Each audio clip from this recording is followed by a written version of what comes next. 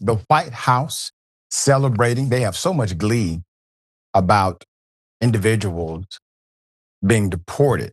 We're going to take you to some of this Fox News coverage. Here it is. Nothing beats a Jet2 holiday. And right now, you can save £50 per person. That's £200 off for a family of 4.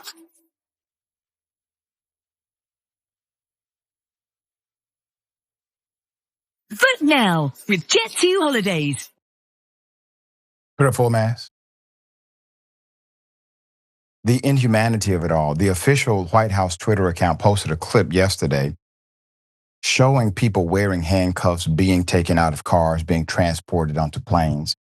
The video was captioned, quote, "When ICE books you a one-way jet to holiday to deportation, nothing beats it."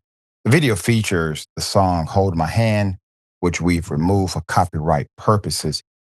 The post delighted Trump supporters, but was decried as disgusting, embarrassing, and unchristian by critics. Glenn, who has previously joined in the fun, with the fun spirit of the Jet2 holidays meme, by posting a TikTok video miming the voiceover, expressed her disapproval of the White House's appropriation of the trend on Instagram. Quote, "This post honestly makes me sick," she wrote. "My music is about love, unity, and spreading positivity, never about division or hate." The advert's voiceover actor, Zoe Lister, said she would never condone her voiceover, quote, "being used in promotion with Trump and his abhorrent policies." She told the BBC, quote, "The Jet2 meme has spread a lot of joy and humor around the world, but the White House video shows that Trump has neither." All right. Now, this is actually simple to clear up. You send them a cease and desist. You remind them of your licensing rights, and they have to pull the advertisement. Very simple to fix. Jess Waters says human treatment of those being deported is not high on the list of priorities. Here it is.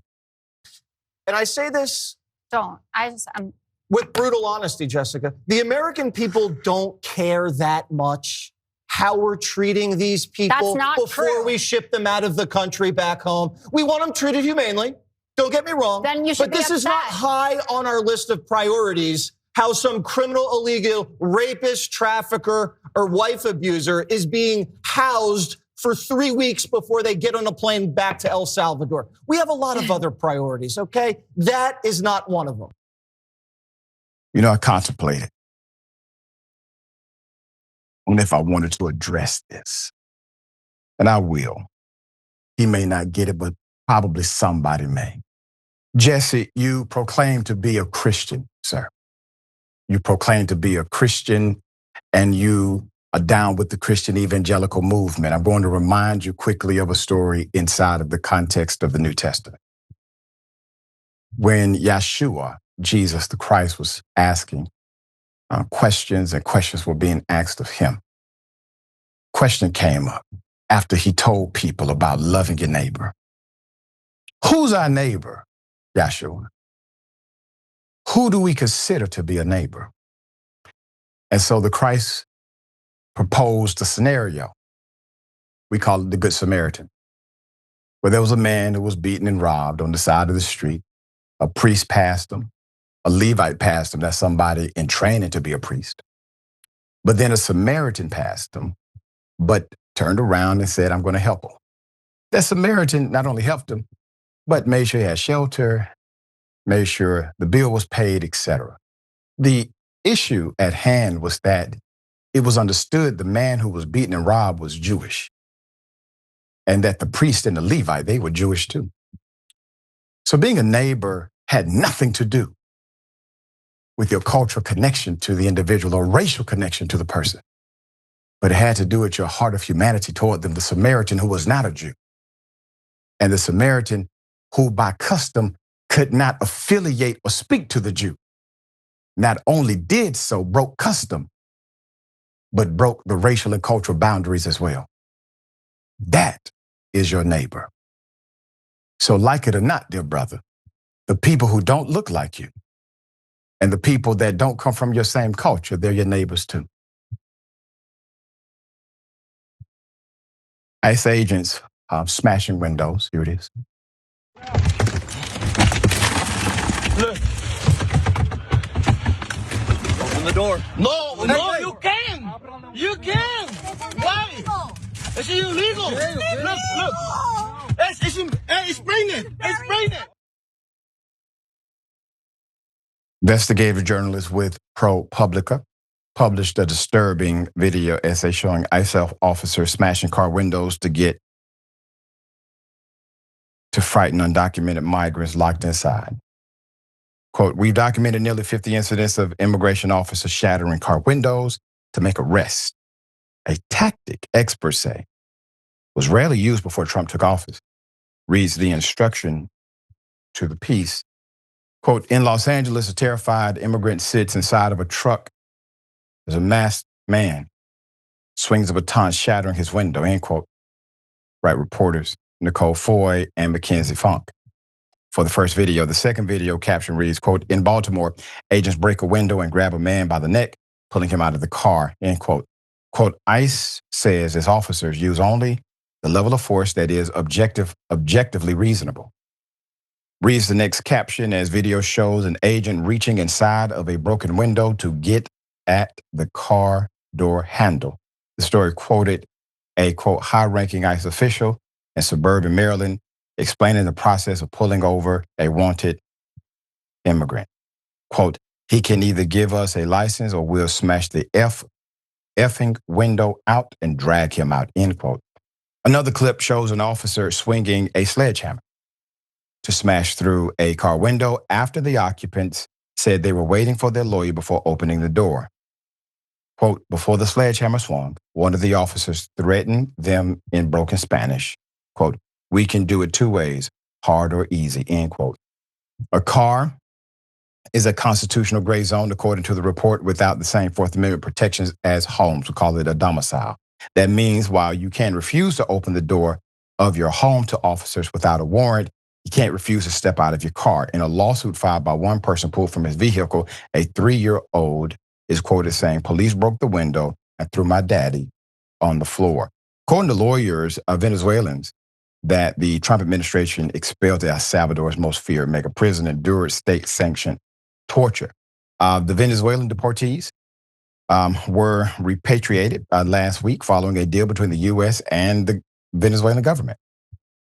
Nicolas Maduro, the Venezuelan president, negotiated a prisoner swap that released 10 American citizens in his custody and dozens of Venezuelan political prisoners in exchange for the release of his citizens from Quito.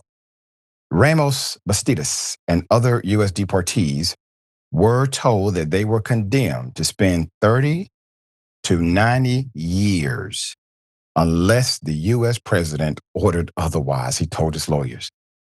They were shot with rubber bullets on repeated occasions, including on Friday during the last day of detention. That is, in fact, textbook torture. You cannot make any other conclusion than torture. In interviews with media and in testimony provided to their lawyers, of the detainees described lengthy beatings and humiliation by guards. After some detainees tried to break the locks on their cell, prisoners were beaten for 6 consecutive days, The Atlantic reports. Male guards reportedly brought in female colleagues who beat the naked prisoners and recorded the videos. Does this sound familiar? Guantanamo Bay. When all were outraged by what was happening there, individuals who were accused of terrorism, not going through any official tribunal, no rights whatsoever, no need to produce evidence, et cetera, naked, beaten, tortured. Hell, at least back then, Republicans were appalled.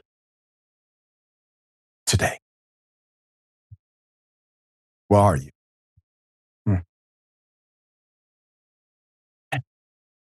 Another U.S. deportee Edison David Quintero Chacon said that he was placed in isolation for stretches of time during which he thought he would in fact die. His lawyer told The Guardian. He had scars from daily beatings. Also said that he and other inmates were only provided soap and an opportunity to bathe on days when visitors were touring the prison, forcing them to choose between hygiene and public humiliation. Food was limited and the drinking water was dirty. He and the other detainees have said lights were on all night, so detainees could never fully rest. Sleep deprivation was also a tactic of Guantanamo Bay. And the guards would also come in at night and beat them at night, said his lawyer, the Southeast Regional Attorney of the National Immigration Project. This is extreme, insane, and unbelievable. Now, the Supreme Court made a ruling a little while ago that we disagreed with, but I want to remind everyone who works for the administration what that order says. Basically, Trump has immunity. Any president has immunity. Past presidents have immunity, but guess who doesn't? You don't. So all of you directors and supervisors and folks who are saying, I was just doing my job under that ruling, you have absolutely no immunity from the illegality of what you're doing. You're subject to prosecution within the statute of limitation. Remember that. Administrations do change. Dear brother, thoughts here?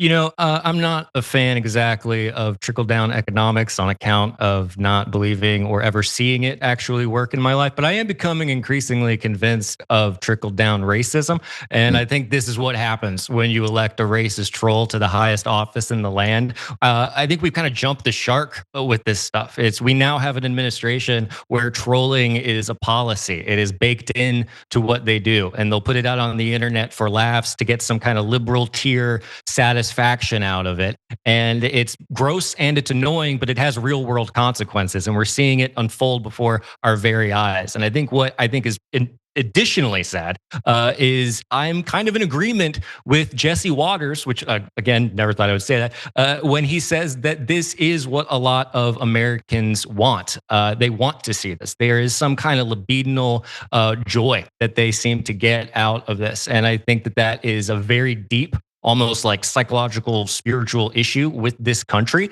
that I don't know what the answer is, but seeing it play out like this is infuriating on every level, and you can see it happening. And hopefully these guys can figure it out and figure out what they can do to, or what we can do to get out of this situation. But I don't see it happening anytime soon. And I think that, you know, people need to start figuring out what our history looks like, look back and see how we consistently other entire groups of people. The treatment of these people is inexcusable. And if your priority of treating humans humanely is not high on your list, I think you should really look in the mirror and at least stop, you know, spouting Christian nonsense, because you clearly haven't read the Bible and don't really believe what you're saying. That's right. That's right. And for those who see this and you are horrified, be uncomfortable.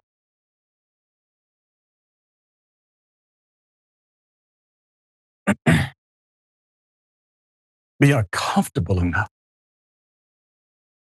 to be defined by the polarity in the opposite direction. That is how we win. Not because you're affected, but because you're so outraged, you become the neutralization to their insane agenda. Let this be the motivation and the catalyst to your transformation of this nation. All right.